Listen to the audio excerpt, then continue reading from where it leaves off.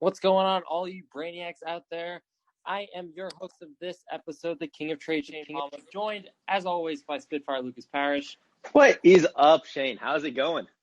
You know, I am doing okay.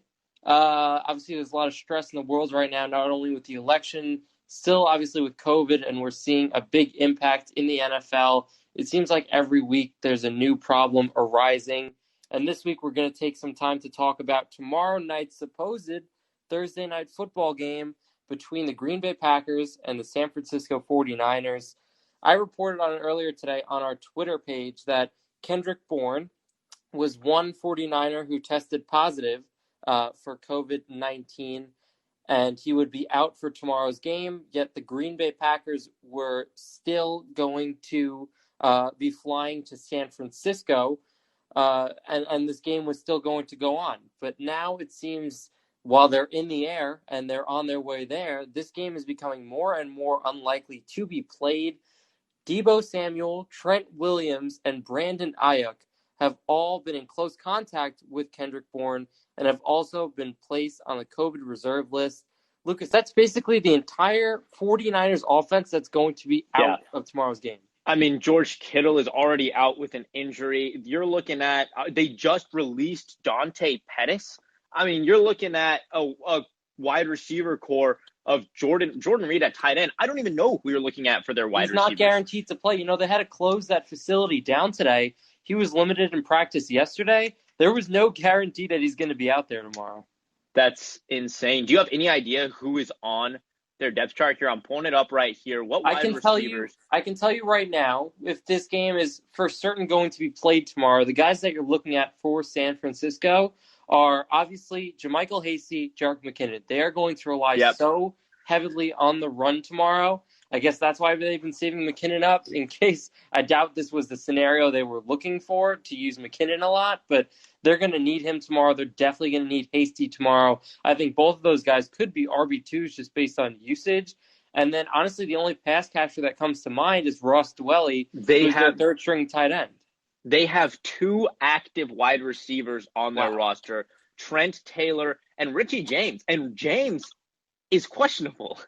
This is insane. You're looking at a team that, let's say Jordan Reed is also out. Here, their tight ends. Yeah, Jordan Reed, it still says, is out. You've got Ross Dwelley. You've got Charlie Warner. You've got Trent Taylor and Richie James. That's who Nick Mullins is going to throw the ball to. Kyle Juszczyk, though, he's obviously still good, right? Of course. Okay. Kyle Juszczyk, but he's also he might be used fullback. A lot. That's a sneaky. You know, listen, they use him to catch the ball. I've seen him catch touchdowns in the past. Juszczyk, I for fantasy purposes, unless you're extremely desperate, I know the Rams are on bye this week. I know what other teams? The Bengals are on bye. The Bengals, the Browns. And the Browns, and you've got the Philadelphia Eagles. Right. So if you're in a really desperate spot and you need to look to some of these guys to start, maybe I would consider, I think out of all of them right now, Ross Dwelley, if Reed doesn't play as a tight end, I think he could be great. Yep. Obviously, Jimmy Garoppolo is not playing this game either. He's actually, I think they reported that he's out for the season at this point. He's out at least indefinitely right now. That could mean the season. The 49ers just might end up calling this one a wrap right now with the amount of the guys they got hurt. But Dwelley, to me, is the most interesting pass catcher that I would consider starting here. Yeah, absolutely. I'd agree. Dwelley, I mean, especially with how much they use the tight end there in San Francisco. Trent Taylor may be a sneaky start, especially with Richie James being questionable. Trent Taylor may have a decent game. But if you're going to talk about one pass catcher to start, it's going to be Ross Dwelley. Shane, I'll ask you this one. Are you starting every single active running back for this team? And there are only two of them. It's Jamichael Hasty and Jerick McKinnon. Are Jamichael Hasty and Jerick McKinnon both potential RB? Yeah, absolutely. I'm pulling up my rankings right now. I had Hasty at 24 this week, so borderline low-end RB2. That's before all this news came out that all these guys were going to be missing this game. And I had Jerick McKinnon right at the 31 range. But these guys get a boost. I'm putting McKinnon right at that 24 spot where Hasty was, and Hasty's going right into my top 18 because I had guys like Gibson and McKissick back-to-back in the top 20. Top 20, we'll get to that a little bit later for where you had him because I was a little surprised that you had him as high as you did. Leonard Fournette, I had in my top 18 there, but yes, Hasty, absolutely. I think he had 13 points in PPR last week. Definitely has the chance to put up great numbers this week. Now I'm looking at my rankings. I've got McKinnon at 27 and Hasty at 33. Obviously, it's tough to tell in that backfield who's going to lead the touches week in and week out. I know that McKinnon's had some tired legs, and obviously if that holds up, then Hasty will get the majority of the touches. But they're absolutely going to be moving up in my rankings, probably into RB2 territory. I mean, near it anyways, at least. Probably the first one into RB2 territory, the second one near it. They're both absolutely potential RB2. All right, listen, we're talking about COVID here and the 49ers, running backs and wide receivers, their whole situation, but you got to look at the Green Bay Packers too, supposedly going to only have 2 active running backs as well tomorrow night. Yeah, it's crazy. Jamaal Williams and Dillon both placed on the COVID reserve list after Dillon tested positive and Williams was in close contact. And now, obviously, Aaron Jones, we don't know if he's a guarantee, which is still befuddling to me that he's on the cusp now for the 3rd straight week when supposedly he was almost good to go 2 weeks ago now. The Green Bay Packers medical staff is very, very cautious with their players. We've already saw it with Devontae Adams earlier this season. He said he was good to go on that hamstring. They said, no, we're going to hold you out through the bye. They did. He's looked fantastic so far. I'd expect them to rely heavily on Adams this game. But what do you think, Lucas? Tyler Ervin, Dexter Williams, Those are the 2 Green Bay running backs. Do you trust either one of them in fantasy? Absolutely. I think right now I have Tyler Ervin at 19. You kind of cut out earlier. I think you mentioned something about being surprised about how high I had him. And it's because he's the pass catching back. How they use those running backs between him and Dexter Williams, Tyler Ervin will almost certainly be catching passes out of that backfield. I'm a little bit concerned because he does have an injury designation, if I remember correctly, as I had to pick up both him and Dexter Williams now with Myles Gaskin out because somebody decided to pick up Matt Breida. I'm looking at you, Shane. I saw him on your team.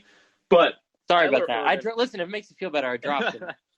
Oh, you dropped him? Well, I don't actually know if I want him now. But anyways. He's questionable. Right now. I know. Scared me off. Tyler Ervin, if he's playing, I expect Ervin to absolutely be the guy there in Green Bay. And with how effective their running backs can be, I expect Ervin to put up an RB2 day. I've got him as a mid-tier RB2. He will most likely be in my starting lineup this week. Also, I want to talk about another guy for the Green Bay Packers. We don't know if he's totally good to go tomorrow. Alan Lazard, I don't think they've totally activated him off of their IR list yet to go for tomorrow. Would it surprise you, Lucas, if he doesn't play, or are you looking for Lazard? No, I'm not concerned. LaFleur said he wants to be out there this is a quote, he wants to be out there in the worst way, and he wishes he was out there yesterday. By yesterday, he means obviously their last game that they played. But we're going to take our time and be smart with him. I see a high chance that Lazard doesn't play this week. It's always tough with the short week, that Thursday game, even though he's been out for a while. If he hasn't been slated to come back for a bit, they're going to be more hesitant to bring him back since they don't have the time to prepare him. So I would not at all be surprised if Alan Lazard does not. Looking at some Twitter reports right now, Lazard actually is on the Packers flight to California. They took off a little under an hour ago. So if there was ever a decent enough shot for him to go, it would be tomorrow night's game. We'll have to see. Lucas, in your opinion, is this game going to get played? Yes. And I say that, obviously I cannot tell the future. Obviously I do not have inside sources in the NFL. This is on pure speculation. These COVID scares have been going on for so long. There have been a lot more. Obviously in the beginning, they freaked out. They shut down the Titans game, the Titans-Steelers game. They shut down a couple other games. But now we're getting to an area where it's almost become normal. It's become normalized. It seems like every single week, half the teams have a COVID scare, have somebody who tests positive for the coronavirus. So yes, I do think this game will happen tomorrow, even though it's going to be 2 teams that are not playing anywhere near full strength. I think if this game were to get canceled, it would have been already, especially since the Bourne test came out this morning, and the fact that the Packers got on a flight to San Francisco. I think that enough tells you that the league thinks this game can be played. Although, I mean, you'd have to monitor how many guys were in close contact with, at this point, Aiyuk and Williams and Kendrick Bourne. So it'll be interesting. I agree with you, Lucas. I think this game will be played at this point. But if you have anyone going in tomorrow night's game, have backup plans. That means Adams, that means Rodgers. And if you were starting anyone for San Francisco, be sure to have someone else on your bench or pick up someone off of the waiver wire to help you out in case they don't play.